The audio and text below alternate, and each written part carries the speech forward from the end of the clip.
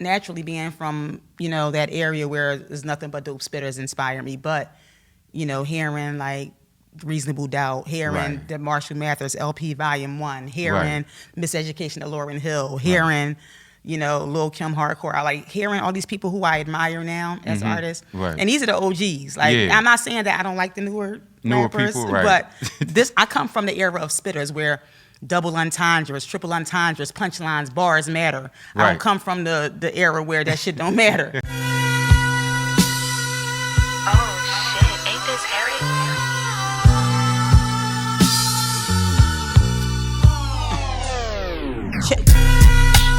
Been the same since that motherfucker put the gun in my head. Damn, fuck was I thinking, giving life to the dead? Damn, doc said that it triggered what I had. Now I'm stuck losing weight in a hospital bed. Damn. What up? It's your boy DJ Bugsy, Do It for Hip Hop Podcast. It's good to be back on the Mickety mic.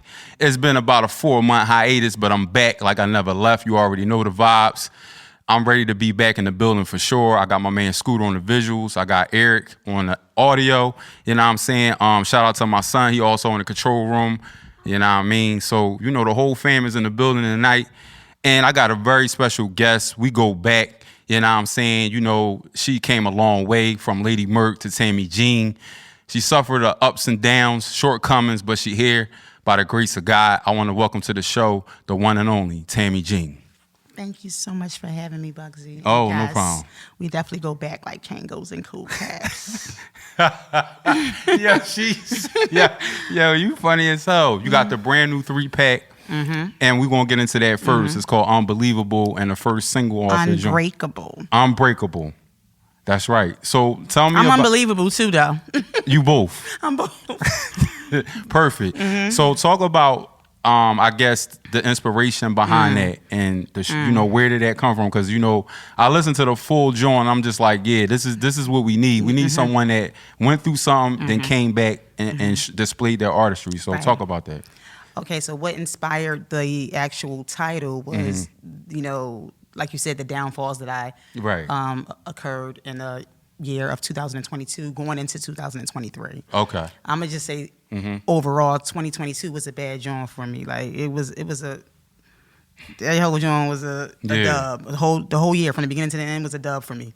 Okay. I mean, of course, I'm here, so I'm thankful that I'm here. But from bad friendships to bad relationships to just bad energy to this year being diagnosed with ulcerative colitis. Oh wow. And the whole actually from July.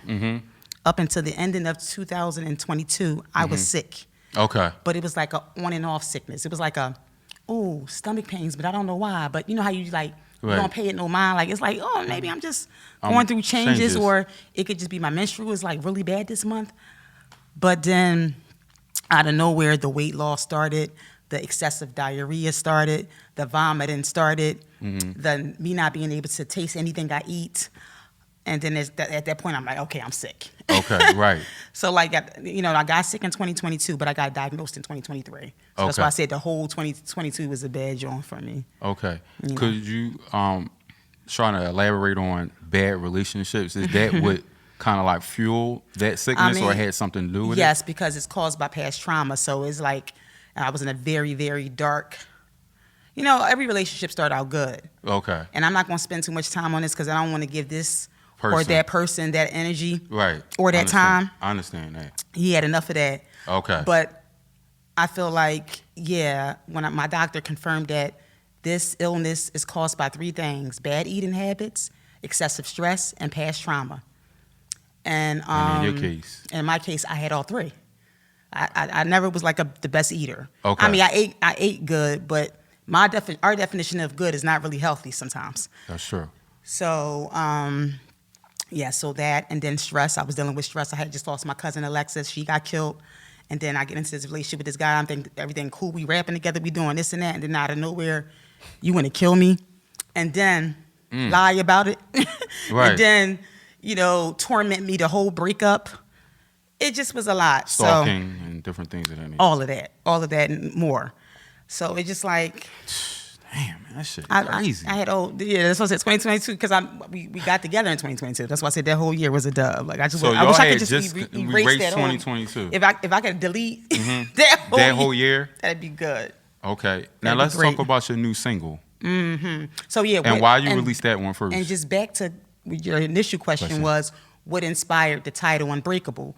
With everything that I went through and everything that transpired from 2022 up until 2023, I felt like for me to have come out and be discharged from Nazareth Hospital and write those songs that fast. I think the one single I'ma Live, I wrote that in an hour. Really? Yeah. Harrick sent me the beat. As soon as I heard the beat, I wrote the whole thing in an hour. Okay. The second song that I wrote, which was Tunnel Vision, prior to me being admitted into the hospital, I had already released Rejuvenated, but not as a single, just as a video. So I had already had that song out the way.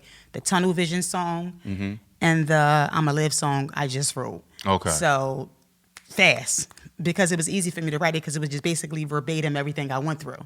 Okay. So doctor said, you know what I mean? Was that therapeutic as well? Okay. I had to get that off. I had to get that off immediately. I couldn't even waste a second. As soon as I got out the hospital, I said, I got to write. Right. Because while I'm in the hospital, I'm on morphine. I'm in pain. I'm wearing a pamper. I'm laying on my back. It's hard to write like that. Yeah. But as soon as I got home, yeah. Wow. Yeah. So at that point, I feel like I was unbreakable. So I want to talk a little bit about like coming up in Uptown. Let's go to Uptown real quick because Uptown to me got some of the best spitters that Philly ever seen. Absolutely. And I know a lot of people don't like when I say that because I'm from South Philly, but it's true. Like, I mean, really? Yeah, I'm from South Philly. I never knew that. I thought you were from Uptown because that's where I met you at. Right. At the mall. Yep. Cheltenham Mall. Yep. But no, I'm from South Philly.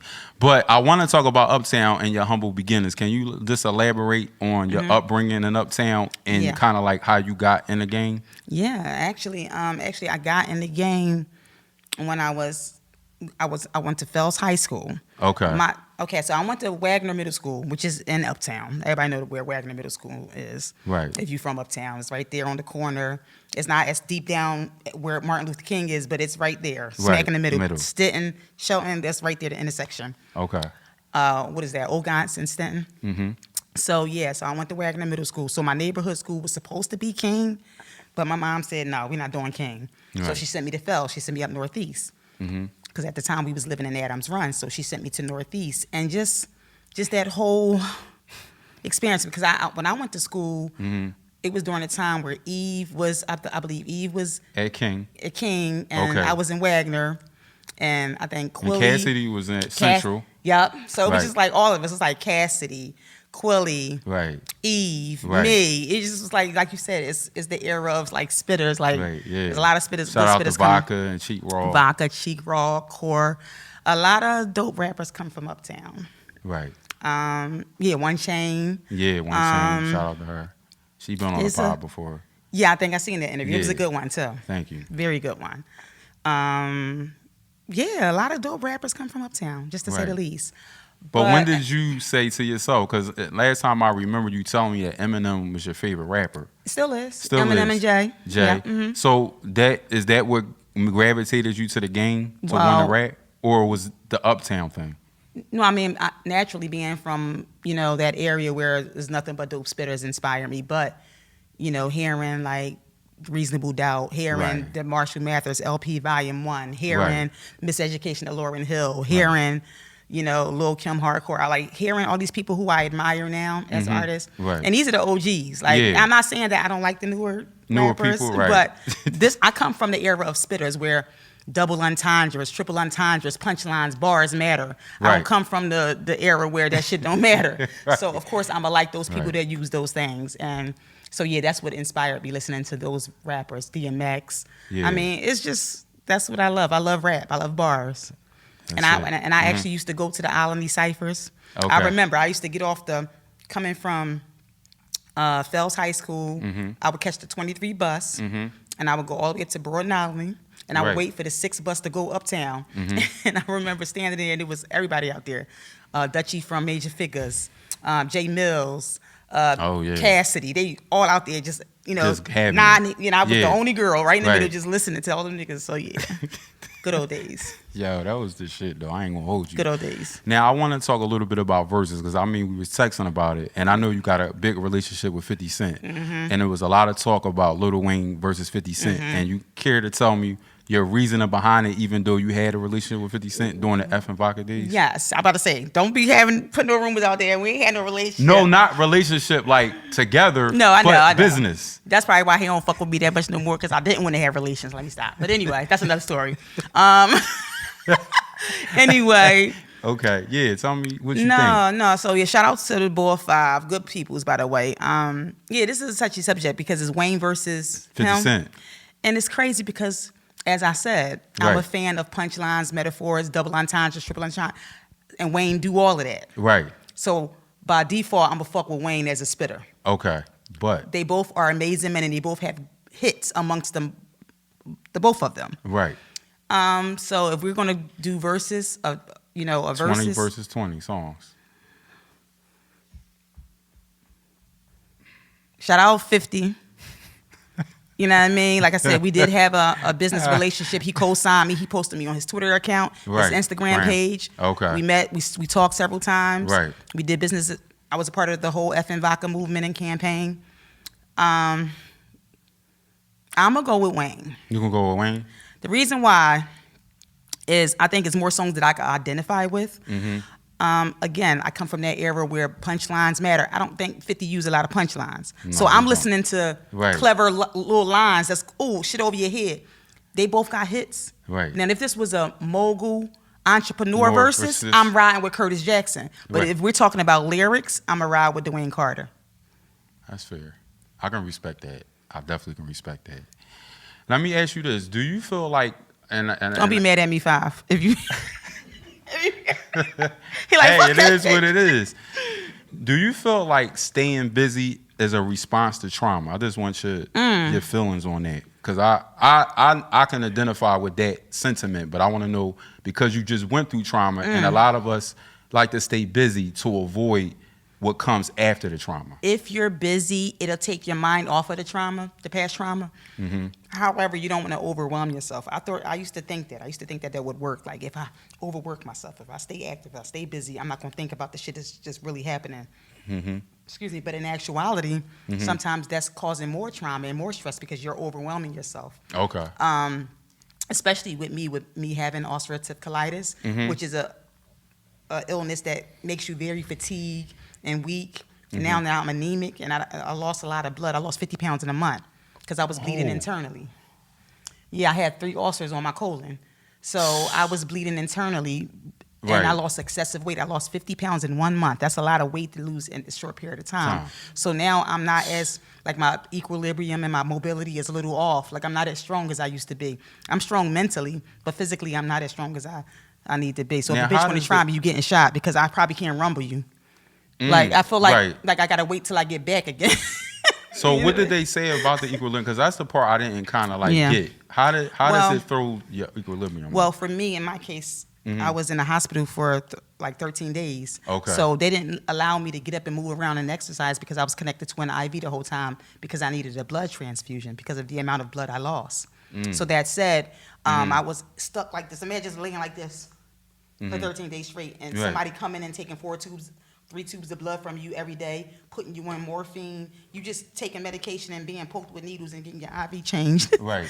You know what I mean? I'm just putting myself in that state. Yeah. But I was like that for 13 days. So by the time I got out, they had to send me home in a wheelchair because I couldn't even walk. So I lost all my mobility. My legs are stronger than my upper body. Okay. So right now, with me having that, I feel like it just really took a lot out of me, and overworking myself right now and staying busy is probably not conducive for me. Okay. Just staying focused on one thing at a time is best for me, health-wise. And just until I get my strength back. Now with this situation, because it's dealing with your stomach and your colon, do you feel like now you have to change your diet completely and go into vegan and organic? And without a doubt. Okay. That's exactly what I had to do. Like, the things that I thought was healthy ain't. Right. Like, I can't eat tomatoes no more because they have seeds in it. I can't eat regular iceberg lettuce or romaine lettuce, and I thought nothing was healthier than a salad. Right. I can eat baby spinach though. I can eat spinach. The only vegetables I can eat is spinach, asparagus, Right. and baby spinach. Okay. I can't eat collard greens. I can't eat string beans. I Right. can't eat Brussels sprouts. Like all the stuff that I thought was good for me, I can eat fish, Okay. but it can't be fried. It can be baked. It can be baked or sautéed. Okay. Um, So when you go to restaurants, you gotta be more. it got to be like a gluten sensitive menu. Okay. Yeah, I can eat. The only pizza I can eat is white pizza because there's no sauce on it. Which I do like white pizza. I love white pizza if it's done Yeah, right. It's good. It's good. So it was like me. I'm basically like, so my weight is never going to be what it was because, like you said, plant based, gluten free, and the stuff that I was eating prior was the cheesesteaks, the Of course. the Chick-fil-A, the double cheeseburgers with the bacon on top, and the provolone cheese. And I'm gonna miss me some provolone and pepper jack cheese. The only cheese I can eat is Sharp, Swiss, and Parmesan. Wow. Those are only 3 cheeses I can eat. So it was like, Yeah. yeah, it's crazy. Yeah. Now going back to relationships, what's your trust level with men now? It's at an all-time low. It's at an Okay. all-time low. Because I was literally with somebody who I felt like was my equal. I had never really been with anybody who I feel like I can bar for bar with. Like, Oh, right. he was a rapper. Yeah, it's, you know. But, you know. Why she said? You know. You crazy. It's just funny because this. You know, like he a little. Yeah. Like, yeah, But it's like. It's hell, It was cute at the time, and I thought it was a good joint, but come to Right. find out it was a bad joint. Right. And then to paint this narrative that, you know, I was this person or I did these things, Mm-hmm. and to say that you wrote raps for me, and to say that I bought a blue check. You know, like when people are sad or angry, Right. they do anything. I think they'll say literally anything to kind of like, you know, change the narrative. Okay. And it's up to whoever that's listening to believe or not. Right. The people that got common sense, I think they know the truth. But Right. yeah, that shit was crazy. So what did that lead to you from a social media standpoint? Because I know you took a break from social media. Yeah, because I was sick. Not because of him, but because I was sick. Okay. I didn't want nobody to see me like that. I don't want nobody to see me. I mean, you could literally see the bones in my back. That's how skinny I was. Like, I was like, all you seen was eyes and teeth. Because I already got big eyes. So when I was so Right. skinny that all you seen was my eyes and my teeth. Right. I didn't want nobody to see me like that. How can I Yeah. take a picture and look Trying cute? to- Trying to. Yeah. So I took a break because of how I was feeling and looking. I was like, Right. I'm going to just get back when it's time to. When I feel better about myself as a woman and as an artist. Right. You know, I let them, in my story, I posted a few things in my story like, hey, this is, if y'all was wondering where I was at for a couple months, this is where I'm at. I'm in Nazareth Hospital. Got the best doctors taking care of me. Thank God for great insurance. Thank But you. Yeah, for sure. yeah, and just want to put that out there. Listen to anybody. Get checked out. Like, Right. even if you afraid, because I was afraid. That's why it took me a while to go in and see what was wrong, because I thought that they was going to tell me I had cancer. But when they ran a biopsy on my ulcers, come to find out, my blood work was flawless. They was like, you don't even have a common cold. They checked me for everything under the sun. All I got was the ulcerative colitis. Thank God, because they could have ran the biopsy and they said, yeah, we found cancer cells. Right. And thank God that wasn't the situation. But whoever's listening and watching, just please get checked out. It could be the smallest thing, the smallest lump you feel in your breast. Anything that's wrong with your body that's just awkward or feel out of place, it's better to find out sooner than later. For sure. Because I waited late and I needed a blood transfusion and I almost died. So just, yeah. Just wanted to put that out there. I'm just getting emotionally thinking about it. That was good. No, you needed to do that because I'm telling you, in the black men community, too, because guys be especially thinking, oh, if my girl got checked out, I'm cool because she cool. No, because Eazy-E had AIDS and his wife didn't. Right. Do y'all remember? Yeah, I do. Okay, you think he was wearing a condom with his wife? No. Right. So just because somebody that you're dealing with is cool, that don't mean you cool. Just get checked out. It's just best to get checked out. And they tested me for everything, so I know I'm straight. Well, technically I'm not, because I'm stuck with a lifetime illness and they don't have a cure for my disease. Oh, so this is lifetime. Oh, yeah, I got to take medication for the rest of my life. You ever heard of Crohn's disease? Yes. It's in the Crohn's family, so it's the baby to the Crohn's. It's Crohn's disease, it's IBS, and then it's ulcerative colitis. So I have the baby to the... So luckily I don't have Crohn's, because with Crohn's, sometimes you got to get your intestines removed. I don't have that one. I have the baby version of the disease. Of that one. Yeah. Get checked, man. Seriously, it's And no it was joke. sharp stomach pains, like I said, from July 2022 that I was ignoring. It wasn't until I started feeling my back and feeling the bones in my back, that's when I was like, okay, it's time. Now, how do they find out if you have? Is it a test they Oh, run? yeah. colonoscopy and a CAT scan. Okay. Yeah. So I had both. I had the CAT scan first, and they say, okay, that's when they was like, there's something definitely there. But for us to be able to figure out if it's Crohn's or ulcerative, we got to do a colonoscopy. I was like, right. I got to get that done. They was like, don't worry, we're going to put you to sleep. You're not going to feel it. I said, oh, great. I woke up, and they was like, yeah, we found 3 ulcers on your colon, and you have UC. Man, well, listen, Tammi, I'm praying for you, Queen. I can't wait to see you get back. Now, do you feel like you're going to get all the way back, or you're going to always kind of like fight it with the weight and everything? Yeah, that's going to be a struggle because I have to limit my diet. So I can't eat the things that I was eating before that made me, like I was heavy on the sweet potatoes, on the yams. I can eat sweet potatoes, baked potato, but I can't eat yams no more, where with the sugar and the honey and all that stuff and the cinnamon. All that sweet stuff. So those are things like every holiday I would gain weight because I was eating mac and cheese, string beans, collard greens, the turkey, the ham, and the yams, and the potato salad. Yeah, none of that. All did that. So now my plate is like salmon, asparagus, and baked potato. The fuck is that? Yo, like lame ass plate, little ass plate. So I'm on some model shit, like I said, skinny as fuck, little butt, Cola Reagan. Like I gotta. Oh yeah, you said that in the song. Yeah, I said that in the song. Now you know what caught me a little bit with that song with the Dru Hill sample. What made you? Well, is that one of your favorite? No, that song was on Rejuvenated, but you're on the right track. But right. On the I'ma Live song is where I said skinny as fuck, little butt, Coila Reagan. But no, no, that was just a sample that. Mm-hmm. And shout out Coila Ray. That's my she I fucks with her. She dope. Yeah, I like her. So that wasn't a jab. It just was like I was identifying what she's skinny with the little butt, and that's what I'm on. That's like people used to seeing me all thick, and now I'm more skinny. So it's like right.